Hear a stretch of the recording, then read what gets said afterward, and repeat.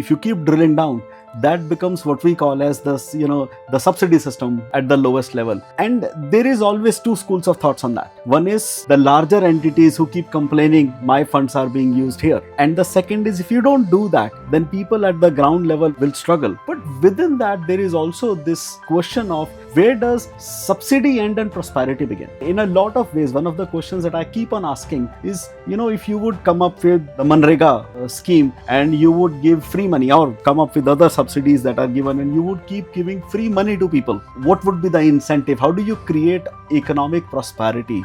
In fact, in my book, just to exaggerate that point, in fact, I had written a chapter, and the title of the chapter was Nationalize Farming, where I was talking about, why don't you create a system where you take, a bunch of smaller farmers, one, you give them rent for the land that they own, but you employ them as labor, or as kind of the people that do the work on that farm, and you buy larger machines, you create some kind of a economic structure around it that kind of helps create that prosperity, versus every year going in and saying, hey, here is the subsidy and here is the funds that are given to you.